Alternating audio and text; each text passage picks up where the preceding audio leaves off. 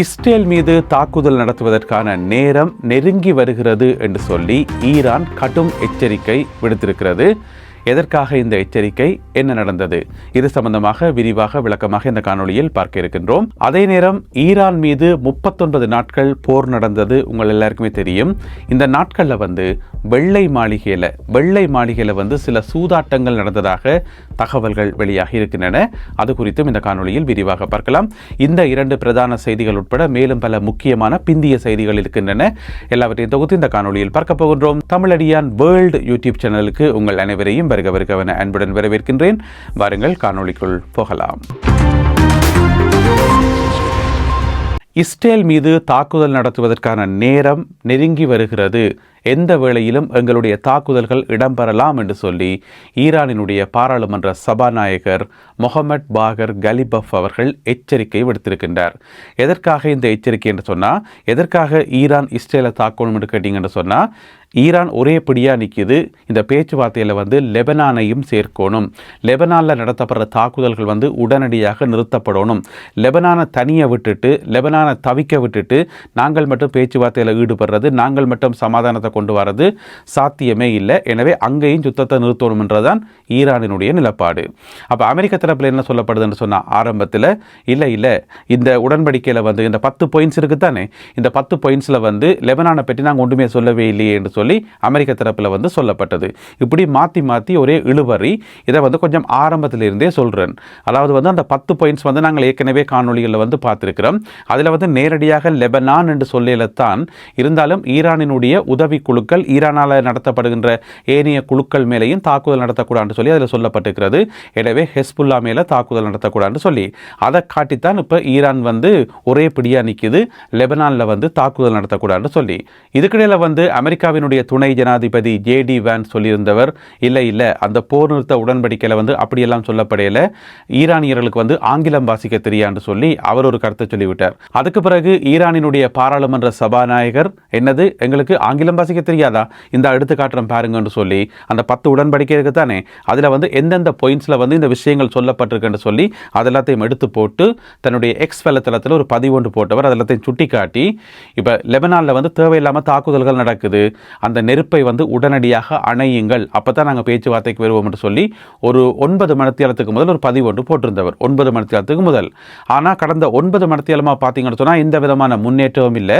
இதுக்கிடையில் இஸ்ரேலினுடைய பிரதமர் பெஞ்சமின் நெத்தன்யாகு நேற்று வியாழக்கிழமை இரவு தொலைக்காட்சியில் ஒரு அறிவிப்பு விடுறாரு. என்ன சொன்னால், லெபனானில் சமாதானம் கிடையாது, போர் நிறுத்தம் கிடையாது, நாங்கள் எங்களுடைய இலக்குகளை அடையும் வரை, அதாவது ஹெஸ்புல்லா என்று சொல்லப்படுற அமைப்பை அழிக்கும் வரைக்கும் எங்களுடைய தாக்குதல்கள் தொடரும் என்று சொல்லி அவர் அறிவிச்சிட்டார். எனவே எந்த விதமான ஒரு முன்னேற்றமும் இல்லை.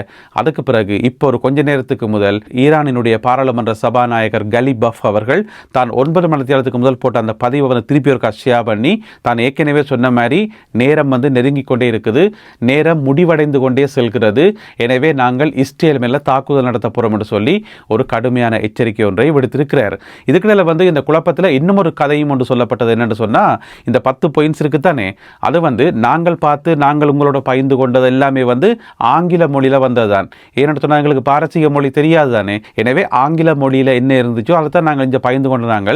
ஆனால் பாரசீக மொழியில கொஞ்சம் வித்தியாசமா இருக்குன்னு சொல்லி சொல்லப்படுது. ஆங்கில மொழிக்கும் பாரசீக மொழிக்கும் இடையில அந்த 10 பாயிண்ட்ஸும் வேற விதமாக எழுதப்பட்டிருக்கிறன்னு சொல்லி அப்படியும் ஒரு தகவல் வந்தது. எனவே என்ன ஏதென்று தெரியல. எனவே இப்ப நடுவில் இருந்து எல்லா பக்கமும் அடி வாங்கி கொண்டிருக்கிறது பாகிஸ்தான் தான்.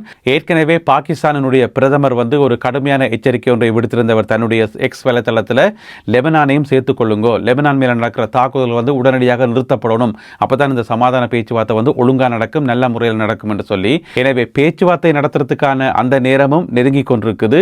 இங்கால ஈரான் எச்சரிக்கை விடுத்திருக்கிறது, தாக்குதல் நடத்துறதுக்கான நேரமும் நெருங்கி கொண்டு வருது என்று சொல்லி. எனவே எது முந்த போது என்று சொல்லி எங்களுக்கு தெரியல, பேச்சுவார்த்தை முந்த போதா தாக்குதல் முந்த போதா என்று சொல்லி. எனவே எல்லாமே நல்லபடியாக நடக்கணும் என்றுதான் எங்களுடைய விருப்பம். இதுக்கிடையில் இன்னும் ஒரு முக்கியமான முக்கியமான தகவல் ஒன்றும் வெளியாகி இருக்கிறது என்று சொன்னால், அமெரிக்காவினுடைய CBS நியூஸ் என்று சொல்லப்படுற ஒரு பிரபலமான ஒரு ஊடகம் ஒரு தகவலை வெளியிட்டிருக்கிறார்கள். அமெரிக்க ஜனாதிபதி டொனால்ட் ட்ரம்ப் அவர்கள் ஒப்புக்கொண்டிருக்கிறார். எதுக்கு ஒப்புக்கொண்டிருக்கார் என்று சொன்னால், லெபனானையும் சேர்த்துக் கொள்வதற்கு, இந்த சமாதான பேச்சுவார்த்தைகளில் வந்து லெபனானை வந்து உள்ளடக்கிறதுக்கு அவர் ஒப்புக்கொண்டிருக்காராம்.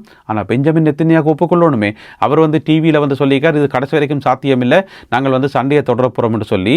எனவே டொனால்ட் ட்ரம்ப் அவர்கள் முதல்ல கதைக்க வேண்டியது பெஞ்சமின் நெத்தன்யாகுவோட, அவரோட கதைச்சு அவரை கொஞ்சம் முறுக்கி பிடிச்சு இந்த சமாதானத்துக்குள்ளே கொண்டு வர வேண்டியது டொனால்ட் ட்ரம்ப் அவர்களுடைய கடமை. எனவே இன்றைக்கு வெள்ளிக்கிழமை பகல் முழுக்க என்ன நடக்க போகுதுன்றதை நாங்கள் உன்னிப்பாக அவதானிக்க வேண்டியிருக்குது. இன்றைக்கு பகல் என்ன நடக்குதோ அதை வச்சு கொண்டு தான் நாளைக்கு சனிக்கிழமை பேச்சுவார்த்தை நடக்குமா நடக்காதான்றதை நாங்கள் அனுமானிக்க முடியும். 39 நாட்கள் ஈரானில் வந்து யுத்தம் நடந்தது எங்கள் எல்லாருக்குமே தெரியும். அந்த 39 நாட்களுமே பார்த்தீங்கன்னு சொன்னால் ஒவ்வொரு நாளுமே கிட்டத்தட்ட ஒவ்வொரு நாளுமே வந்து அமெரிக்க ஜனாதிபதி டொனால்ட் ட்ரம்ப் அவர்கள் ஏதோ ஒரு அறிக்கையை வெளியிட்டு கொண்டு தான் இருப்பார். காலமை பின்னேரம் என்று மாற்றி மாற்றி ஒன்று கொண்டு சம்பந்தம் இருக்காது, இருந்தாலும் மாற்றி மாற்றி ஏதோ ஒரு அறிக்கையை விட்டு கொண்டே இருப்பார். எனவே அவர் வெளியிடுற அறிக்கை வந்து கட்டாயம் பங்கு சந்தையில் வந்து தாக்கத்தை செலுத்தும்.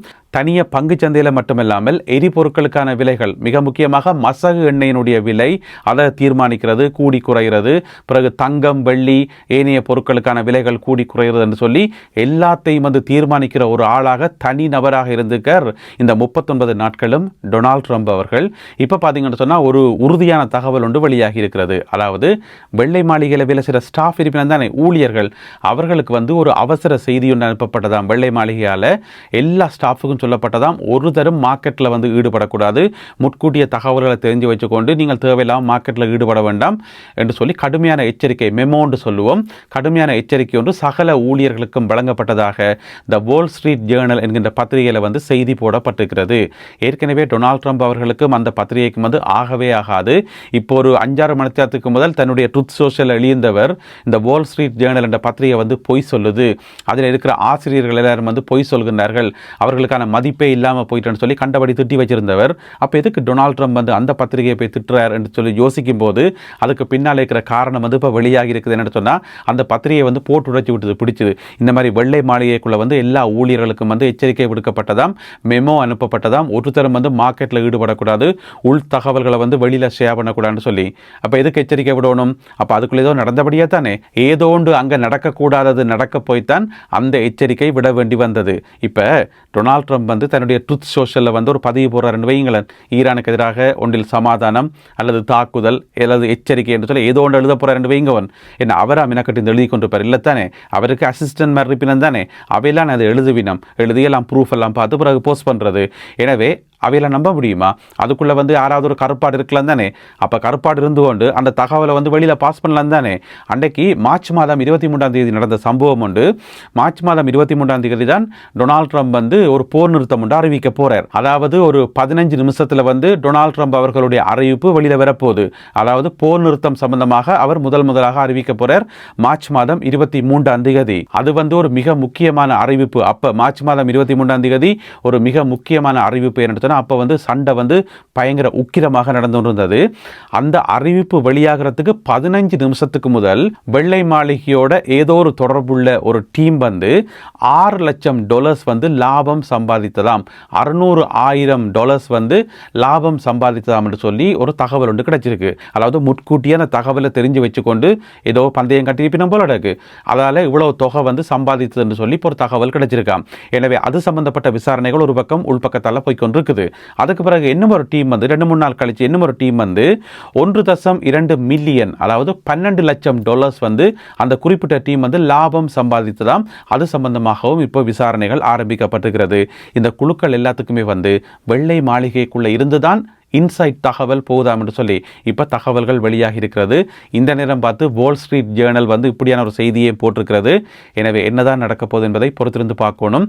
யோசிச்சு பார்த்த மட்டும் சொன்னால் யுத்தம், அதில் வந்து எத்தனையோ அழிவுகள், அப்பாவி மக்களுடைய உயிரிழப்புகள் என்று சொல்லி இங்கால எவ்வளவோ பிரச்சனைகள் போய்கொண்டிருக்குது.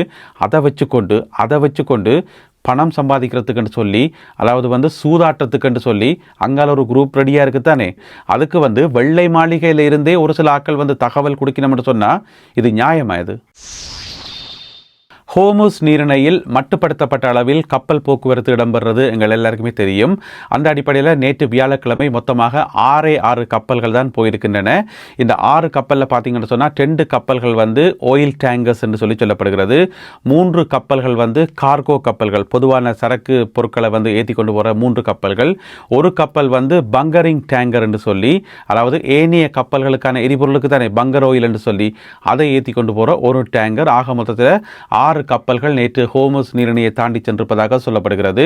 புதன்கிழமை பார்த்தீங்கன்னு சொன்னால் 5 கப்பல்கள் சென்று வந்ததாக சொல்லப்படுகிறது. அதே மாதிரி பிப்ரவரி மாதம் 28ஆம் தேதியிலிருந்து நேற்று வரையான காலப்பகுதியில் பார்த்தீங்கன்னு சொன்னால், அந்த யுத்தம் ஆரம்பித்த எந்த காலப்பகுதியில் பார்த்தீங்கன்னு சொன்னால் மொத்தமாக 212 கப்பல்கள் வெவ்வேறு சந்தர்ப்பங்களில் ஈரானோட கதைச்சு பேசி போய் வந்ததாக சொல்லப்படுகிறது. 212 கப்பல்கள்.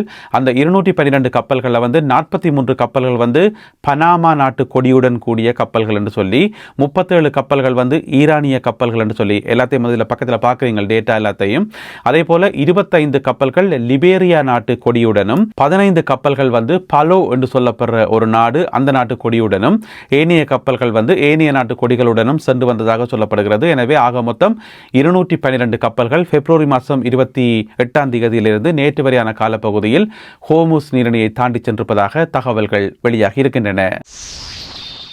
யுத்த களத்திலிருந்து அல்லது சமாதான களத்திலிருந்து மேலதிகமான புதிய தகவல்கள் கிடைக்கின்ற போது அவற்றையெல்லாம் தொகுத்துக்கொண்டு இன்னும் ஒரு காணொளியில் உங்களை நான் சந்திக்கின்றேன். அதுவரை நன்றி, வணக்கம்.